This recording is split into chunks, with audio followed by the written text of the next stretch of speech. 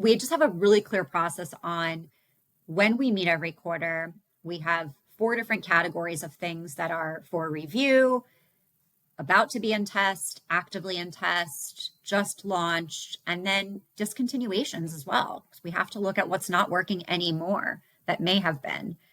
And so we walk through that whole process with these owners. And then if we collectively decide that a concept might align well, then we go towards an active test. And we assemble a test program at Hand & Stone. Like, we totally simulate a national launch. So all of the training and marketing, education, everything is full court press, as if it was being run the same way as a national launch. And then we test for 90 to 120 days. We take feedback from the owners and the service providers in the stores as to what's working and not. And then at the end of that time frame, we look at the data. We take a vote from everyone that participated, and then we make the ultimate decision if it's going to move to a national launch. So I would say it's a pretty thought out process, and we take in the whole picture too. Welcome to the Art of Franchise Marketing. Each episode takes a deep dive into the franchise space and explores how the biggest and best brands handle national branding, franchise development, employee recruitment, and localized marketing on a daily basis. This podcast is brought to you by Netsertive, a localized digital marketing partner for franchise networks. Netsertive's Madeline Park talked shop with franchise executives to discuss what's working, what's not, and answers the question, what else can you be doing to excel at the art of franchise marketing?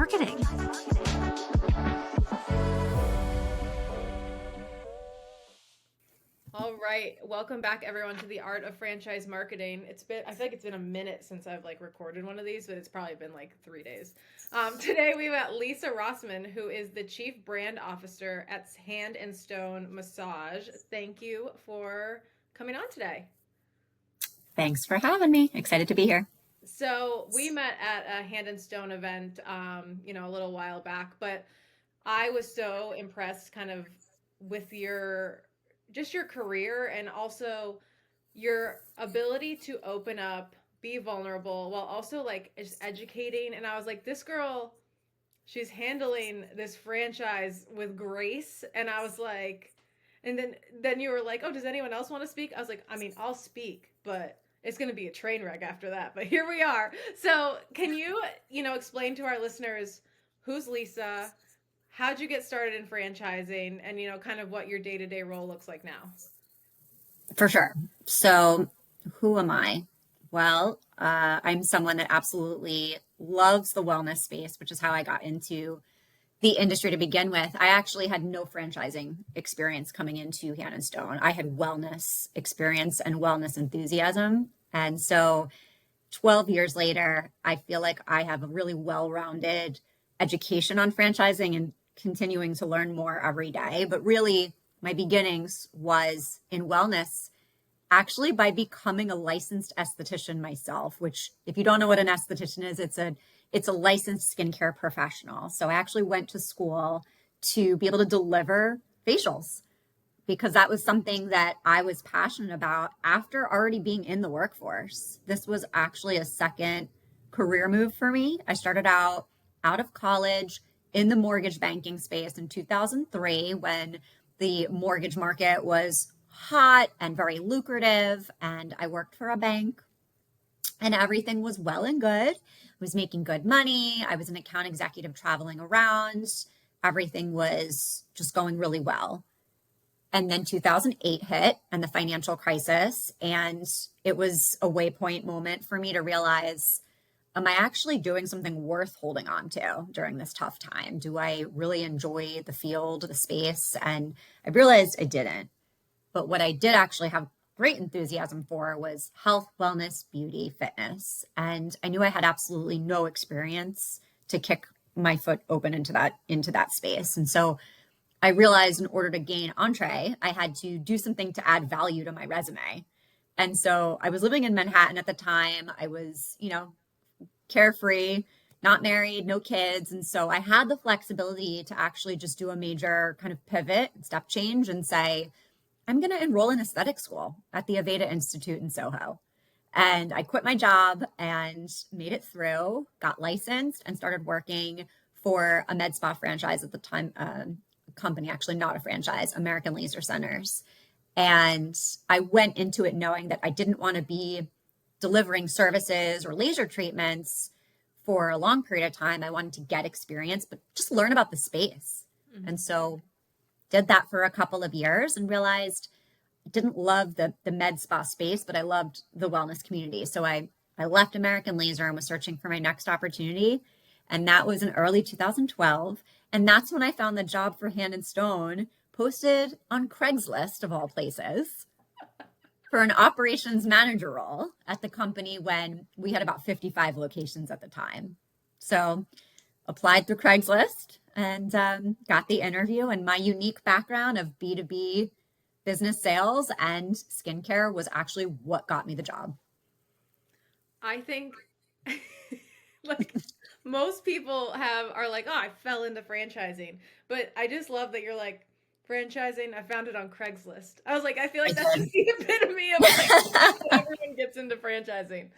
Well, what I love is that what you said about you were a wellness enthusiast, because I think that that's what matters the most in franchising is that you're passionate about what you're doing. Mind you, whether it's wellness, whether it's being a business owner, however that is, it's your passion for growing, helping people. We were just talking, it's certainly not the mundane, like I'm going to clock in 9 to 5 and that's good enough. Franchising is all about growth and meeting some great people who also connect you with opportunities along the way. So now you've been with Hand and Stone the whole time then, right? Since then. Yeah, it'll be 12 years in February. So what is it like to kind of grow up with a brand? Because you started as, an operations manager. You're now recently appointed a chief brand officer, which is like talk about climbing the ranks. So what was that like? Because not only was Hand and Stone growing as well, you guys were kind of, hand in hand. You guys were like twins. We're going together. I never thought of it that way. Yeah, for sure. So it it was an awesome ride. I actually didn't realize at the time what I was part of building. You're in the trenches and you're creating.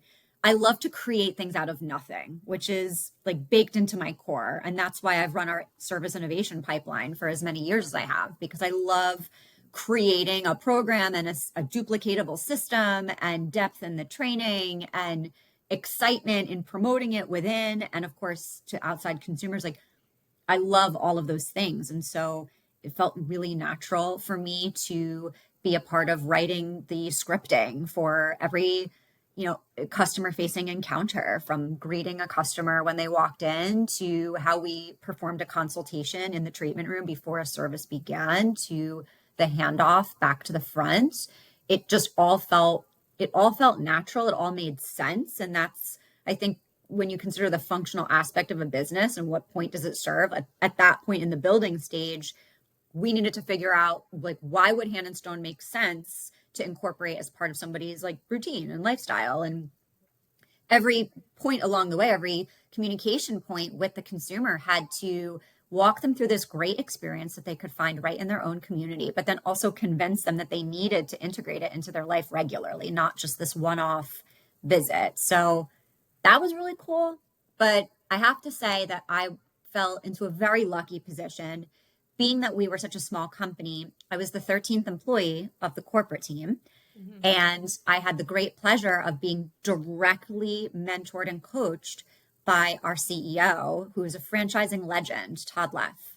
And so he met with myself and my colleague, Megan Lally, who is still with the team as well as the senior VP of Ops. And the three of us and our founder, John Marco, we met the four of us every single Friday. And Megan and I benefited from an hour to an hour and a half worth of direct one-on-one coaching every week with people who just poured, counsel and guidance into us. And so that was just a huge, huge lever for me to, listen and apply all of the learnings there. And I think had great impact on my career. So I think a lot of brands that are probably listening are going, well, yeah, like that's outstanding that the upper management, the CEO, the founders were able to do that for Lisa. I don't have time to do that. But what would your argument be for franchises that might say that they should make time, because I think a lot of the time, we were just talking about this as well, it's kind of the over glorification of busy. And when it comes down to it, people are always talking about how it's about hiring the right people, training the right people. Once you bring people on, especially corporate staff, it should never be that, you know, that's it. There constantly needs to be mentorship. So, what would you say to those CEOs that are like, yeah, I don't really have time for that, but I want the results that Hand and Stone is getting? It's hard in an early phase as a founder or a CEO to make time because that personality type is typically a visionary. They've got a lot of things in the air at the same time, and they're focused on propelling the business itself forward. So it's easy to think that that's just taking a big swing at something every day. But what I learned really specifically from Todd was the importance of consistency and just the small daily steps and acts and just never falling off track with the routine of what needs to be done and having conversations to reflect back on the week. I mean, that the cadence of those meetings that I referred to, that was every Friday at 12 for 8 years. Wow. Every Friday at 12 for 8 years. There wasn't any, there was never, ever one time where Todd said, I need to cancel this Friday. Something's come up. Wow. Um, I mean, of course, if he was on vacation, but other than that, those hours were sacred time. And I suspect he did that for others as well, not just us. And Hmm. so I think it's really important for early stage CEOs or founders to recognize that the team thrives on this type of development and some form of servant leadership. Of course, there's tasks on your side that need to get done on your own, but I can't stress enough as the recipient of that type of leadership and now me trying to coach my own team and Hmm. seeing how much they thrive on our consistent weekly call schedule and the counsel they get out of that and the Lisa list that they put together for me when we get together. They always have things that they want to run past me or learn about or just have me talk to them. So I just would say make time and don't let things overschedule on top of that time. It's really critical. Yeah, I love that advice, and it's crazy that you're like, I don't ever recall him canceling that, because I think we all have those recurring standing meetings that oftentimes are like, ah, we'll punt this. We don't need to meet today. Um, but to your point, that consistency, we're constantly preaching that to our franchisees, and I'm trying to, you know, kind of frame this out for franchisors now that we are a big franchisee. We should treat ourselves like the number one franchisee in the system, and nurture ourselves that way. So I think that that's a great kind of example of that. And spanning off of that is, you went from ops, you were innovation, and now you're kind of the chief brand officer. So what do your duties entail? Because you cross very much between marketing and ops, and I think a lot of people are kind of wondering, is this a position that I should add to my franchise exec team? So it's a newly created role at Hand and Stone. So we've had a CMO, Jack Paczynski, in place for at least 10 years. And he has done a phenomenal job. And now in my newer role, I've worked with Jack along the way for many years. Him and I, especially building our skincare channel and just how to reach the skincare consumer. And so we've worked shoulder to shoulder along the way. Jack is a phenomenal promotions guy. And then there's a brand aspect. And I think along the way with Hand and Stone, again, we focused so much on the functional aspect of our brand and the services that we offer, right? The membership, the gift cards. There's so much there that we've refined and we're really good at. We're at a point right now where we've created so many service verticals and member channel and gift card, and they're all making up these large percentage of revenue. We are almost confused ourselves on what our actual truth is about our brand and how we actually want consumers to feel about Hand and Stone when they hear our name.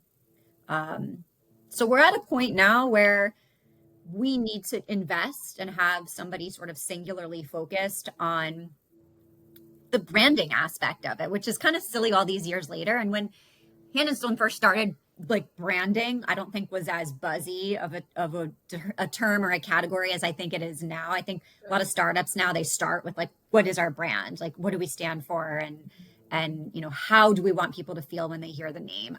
We didn't start that way. We started with there's a problem and it needs solving, which is people want massages. People want easy, convenient access to massages. And that was how our company was founded. And everything we've added along the way has kind of been with that kind of mindset. Like people want facials too. Let's add facials to the menu. And people want result driven facials. So let's add device technology to the menu. And people want to be thinner. So let's add body contouring to the menu. So we've done these things, but now is the time for us to take pause and, gain a deeper understanding with the help of an outside agency, to kind of figure out like, how do people feel about Hand and Stone? How does our own internal community feel about Hand and Stone? And what do we really stand for? And so that's the journey that we're setting forth on today. Jack and I doing it side by side. So I will continue to oversee our service and product category and the innovation pipeline because my heart truly is with creating a menu of wellness services that appeal to all. But I'll also be taking on this work, which is deeply important. And I think when we come out the other side of it, I think we'll have a message that will be able to stand the test of time. It will be modern but timeless, and hopefully will transcend, all age demographics. Because right now we're kind of where your mom goes to get a massage, and so we might want to stay where your mom goes to get a massage, but we might want more moms to feel something about Hand and Stone. So those are the types of things that we're trying to figure out right now. And I've talked to a couple brands about this, and some are the biggest in their category, and they fear though that when they go through this process, are they going to lose some of the brand awareness and footing they have? Is it going to actually hurt the brand to make some sort of pivot? So what is your talk track around that, especially as you start kind of making changes, unrolling this and unveiling it to your franchisees? A lot of them might start getting kind of hairs standing up on their back and going, Lisa, what do you mean we're changing things? Yeah, no, I mean, and we're not. This is not like an exercise in like shifting the logo, or changing our blue colors. So, and we're not making a big pivot on like, right now we're targeting soccer moms, but really we want to target 20-year-olds. Those are not the types of things that we're seeking to do. We want to reach more people with what we already have, but we want to say it in one clear message as opposed to like 20 different ways, just because we focus on different things at different points throughout the year. Like right now, as we head into the fourth quarter and the holidays, gift card revenue becomes a huge priority for Hand and Stone. It makes up 11% of our owners' revenue. Wow. And we do 50% of it per year between Black Friday and the end of the year. So that's a huge prioritization. But we're a gift card company from Thanksgiving until the end of the year. But the rest of the year, we're a membership company. But we're also focused on building a facial business. So it should be subtle, but it should be meaningful. So I like that. No, and it's, when you get to a certain size, it's no longer, to your point, we're not changing the blue to orange. We're making subtle tweaks in the targeting because the brand awareness is so known and has such a foothold that it's, little tweaks make a big difference, especially when you're expanding your demographic. I can tell you that when I went to that Hand and Stone event and you guys had these amazing goodie bags, that Hand and Stone logo on them, and I brought it back, and then I was like, I don't know where that went. My house is a disaster half the time. So I'm like, I probably lost it. No, my 4-year-old took it to her room. And then now she was playing, because I told her, I was like, this is Hand and Stone. This is where mommy went, to work today. She plays going to Hand and Stone, like thinking she's going to work. So you clearly already have a demographic of 4-year-olds out there. I mean, what more could you want? Perfect. I knew we wanted the younger demographic. Exactly. But, expanding on that too, you can't stop innovating. You're certainly not going to stop your innovation pipeline. You're adding services. So what is your advice to others who worry that if they add on services, it's going to dilute their core product or maybe their core mission as it had been built so like thus far? Mm-hmm. I would recommend having a really clear strategy in place for how you evaluate what you add. And of course, the testing process should be super thorough. So for us, we actually have a combined franchisor franchisee committee that meets every quarter. And as you can imagine, I get hit up on a weekly basis from potential vendors, Hmm. which by the way, I have the best job in the company. I get, my front door every week. There's a box of skincare products or CBD products or some kind of a gadget. So I have the most fun job, but to that end, I'm kind of the gatekeeper on, okay, we were sent all these things for review. These are the concepts that we feel align with the brand ethos that are at least even worth discussing with the franchisees. So we just have a really clear process on when we meet every quarter. We have 4 different categories of things that are for review, about to be in test, actively in test, just launched, and then discontinuations as well. Because we have to look at what's not working anymore that may have been. And so we walk through that whole process with these owners. And then if we collectively decide that a concept might align well, then we go towards an active test. And we assemble a test program at Hand and Stone. Like we totally simulate a national launch. So all of the training and marketing, education, everything is full court press as if it was being run the same way as a national launch. And then we test for 90 to 120 days. We take feedback from the owners and the service providers in the stores as to what's working and not. And then at the end of that time frame, we look at the data. We take a vote from everyone that participated, and then we make the ultimate decision if it's going to move to a national launch. So I would say it's a pretty thought out process. And we take in the whole picture too. Like, for example, we typically want to only launch one A level launch per year in skincare. Okay. Just because it can be overwhelming to just try and be like a cheesecake factory of spa services. So we want to be really deliberate in what we do. And that allows time for the consumer to understand the new offering along with the service provider community, because they really are the ones that are hyping it up to the consumer, and they need to be confident and buying into it and educated. And so we take a lot of time to run deep with that, as opposed to like, we're trying this thing now. We're trying this thing now. And we're swapping that other thing out because that's not working, but we're going to try this thing. I see other brands trying a little of trial and error too broadly. Hmm. And I think what has helped us along the way is being super strategic about it. And once you do that kind of, you test it out, like you said, you've got your full court press, you're ready to go national with it. What is the strategy like when you're starting to now cross sell your new service to your current clients or inactive clients, however it leads, however it may be? Well, how do you strategically approach that? Because I think whether you're a platform brand adding a new brand, you're an owner who added a service or a brand, the question is, or I should say, the dream is that all of your current clients adopt and there's this fabulous new revenue stream. You know, very commonly it goes very far the other way where you're like, well, that fell flat. I have 0 new customers. And I see that in my brands. We're all home service brands, 4 of them. And if it's not marketed correctly, you're either going to have 0 crossover, or there's going to be consumer confusion. And so it's a very delicate situation. So, what is your advice to that as other people in the space are trying to do that and worried that they might jeopardize, the moneymaker, which is your current clients? For sure. So I do have to start off by saying we have a very unique model with our membership. Hmm. So our members generate a credit every month, and it's valued at one 50-minute massage or facial.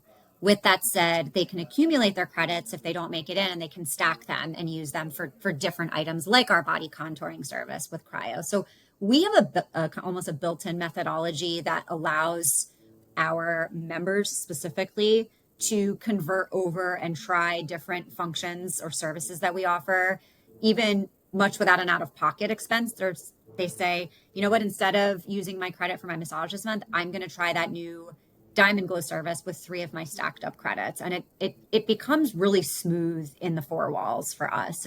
We usually don't have a problem crossing over with just the right 4 walls promotional material and some email campaigns. So, almost 49% of our members are dual modality customers. So Oh, they've wow. used their member credit for a massage or a facial once in the last year, which is amazing. That number's been increasing steadily for us every single month. So we're effectively getting our members to try different things at the spa, which is really cool. Acquisition, go-to-market strategy, couple things here. I mean, lead gen campaigns have been very successful for us with a new innovation. So we'll recommend to our owners to work with we have an in-house agency. So they run everything through the in-house agency. So they'll activate a lead gen for them, but the spa has to manage the leads. Mm-hmm. And there'll be some kind of deal on the new innovation. Sure. But beyond that, something that's worked extremely well for Hand and Stone is a lot of our vendors are brand name partners that people in the space know. So for example, Theragun is one of our partners. And so Love me I a look at, gun. so do I. And so you look at that as Theragun at Hand and Stone, or Dermalogica at Hand and Stone, Image Skincare at Hand and Stone, New Face at Hand and Stone. And so all of these brand names that have their own following, in service to Hand and Stone, our partner, we link up with partners that we know, we help you, you help us. Like we're shoulder to shoulder at all times.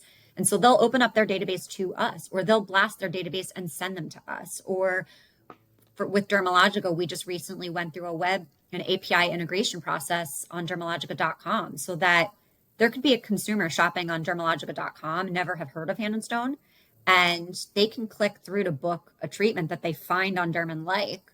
They can book their service at Hand and Stone without ever leaving the dermalogica.com site. It's a seamless booking experience. So they find that Hand and Stone is their closest place to get that service, Dermalogica Pro Bright, and they can book it right on dermalogica.com. That was a shopper that would have never made it here. Wow. So, yeah. And then my last question, I really love the strategic partnership part of it, because I think a lot of franchises fear that they want to protect their brand. We're the big brand name, but in fact, bringing that in is kind of like, to my point of the franchisor is a big franchisee. We tell the franchisee, go make strategic partnerships in your local community. Why are we not doing that at the brand level? And, my last question on this is price increases. So you have a membership model. Oftentimes, to combat consumerism, inflation, a lot of franchisees and franchisors implement a price increase, especially when things get busy. You get the clients you don't want out, you get some new clients in, you kind of level things out. How does that work with a membership model? Is that even a thing, or do you guys just kind of grandfather in the old membership and then you increase the price for the new membership? How do you guys handle that? We don't have a one size fits all approach to this. We do allow our owners to set their own pricing. As you know, in franchising, we don't dictate pricing, we recommend. However, with so many locations, what we do have with the membership, being that our membership can travel. Mm-hmm. So if I'm a member in downtown Philadelphia location and I travel down to Florida on vacay, I can go to the Palm Beach Garden Spa and use my membership, and the experience should be completely seamless. They should be able to pull my credit, no problem. So with that said, obviously there's some price fluctuations along the way. What we have is a whole inter-spa transfer system that our accounting team manages. And every spa, every month gets a report of all the transfers in and all the transfers out of memberships and gift cards. And we have a floor of the transfer. And so the home spa that sold the membership, or the members home spa, or the spa that sold the gift card retains a certain percentage mm-hmm. of the sale. And then the servicing location gets a higher percentage of that sale. But mm-hmm. there's a floor to how low we go on the transfer. That way, franchisees wouldn't be likely to discount their membership, for example, to say $29.95 a month versus right. like what is the average, which is about $69.95 a month. And that keeps everybody at somewhat of an even level. Mm-hmm. And then, of course, as you know, higher cost markets, they'll typically decide as a market to increase their price together. That way, members won't quit one place and then go rejoin somewhere else for $10 less. So sure. really collegial group of owners we have, and a lot of discussion around price increases. And I have to say, our franchise ops team is money at this. Like, they guide them all the way through. They bring the markets together and have open discussions about, is it time? What would be the price point? What are all the considerations? And then not every spa does grandfather, some do. Mm-hmm. So some will say October 1st, we're going up $10, and all new members, all existing members are up. Mm-hmm. And then other locations will do it in waves. just based on the member tenure. And then, others will just grandfather all the old members at the price and they just don't want to mess with that. But we do measure attrition as to like, if you did a price increase and everybody moved up that day, what has been the typical attrition? We find it's around 10% if they do. I love that you guys did not take the easy way out. And I talked to a lot of people, and everyone says franchising is hard, but there's ways to streamline it. It would have been so easy for you guys to say, nope, this is what the membership fees are across, the country, locked in, and that's how we're going to do it. But instead, you guys said, nope, we are a friendly franchisor. Like our franchisees are their business owners. You set your prices. Here are the guardrails, but we will work it out on our back end to make sure that it's fair for everyone involved if you don't have the same prices or agree on the same thing, because we always fight about a franchisee in Florida doesn't understand the franchisee in Texas who doesn't understand Maine, and it's while we all are working together, there definitely is something to be said for kind of those regional and state demographic differences. So I love that you guys problem solved that on the back end and didn't make it the franchisee's problem. A lot of times it's, well, it is what it is because you're part of the system. Even with the best intentions, you guys are clearly a great example of, we're creating this brand, we're creating this franchise from the ground up. There are other ways to do this, and we can innovate it, we can make it, we can model it, whatever it is. There's always another way around. So we are coming up on time, but I have two questions left for you. That being, if you had one piece of advice to give to a franchisee, what would that be? And if you had a piece of advice to give to a franchisor, what would that be? Oh, good question. I never put one just because I'm like, what are they going to say? For sure. I mean, I think that mine is going to be so basic, which is for a franchisee, you're joining a system for a reason. There's a proven recipe, there's a playbook designed. And I've worked with several new franchisees along the way who bring in amazing creative ideas, but it takes them off track from the proven playbook.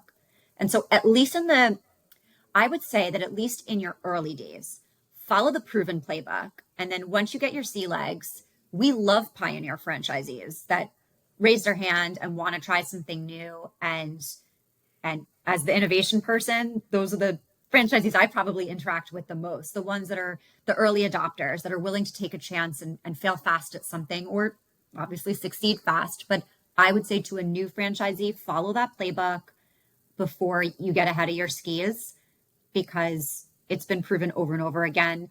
Even with the scripting, don't even change the way the scripting is written. It's written that way for a very specific reason, after lots of like trial and error and what hits the best. So that's the advice I would give a franchisee. And for a franchisor, I would say franchisee relations are of critical importance. And, sometimes you can feel like you have an idea about something or a program or process you put into place that gets questioned, and your natural instinct may be like a back against the wall, like, I'm getting questioned, there's a reason that we came up with this. But I think, always going back and re-explaining and asking the franchisee kind of if there was room for anything, like what their thoughts would be on that, and having I think collaboration is key. I've learned along the way that franchisees do not like to be spoken at or presented at, right? Walk in with a true collaborative approach, have ideas and have an agenda behind a meeting or whatever. But I've found that like town hall discussions are much more effective than a presentation. So sitting down and going to a market, and instead of having a 50-slide PowerPoint about what's going on and what we're up to, actually sitting at the table with them and maybe kicking it off with a talking point, but letting them tell you how they feel about that specific either pain point or success within their business. And then I think we'll all get a lot further. I love that advice. And, I think that franchisors sometimes find themselves maybe, they have a little bit of well, I'm supposed to be the leader. I should be talking at them. I should be presenting. That's what they want. But at the end of the day, we're all business owners. We're all trying to grow a brand. And I think the more that you can do that together, the better the satisfaction and communication is going to be. Lisa, thank you so much for joining us. I want to say to our listeners that I just found out that Lisa once or twice a week commutes 2 hours to her office there and back. So there's definitely something there to be said for the dedication to the brand. Um, so we are excited to see kind of what Hand and Stone does in the future, and of course, everyone can connect with you on LinkedIn and go check out Hand and Stone online as well. Lisa, thank you again, and we'll talk to you soon. Thank you.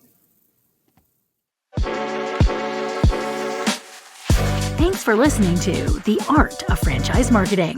This show is brought to you by Netsertive. We help franchise brands and multi-location businesses run localized digital marketing at scale. To learn more, visit netsertive.com.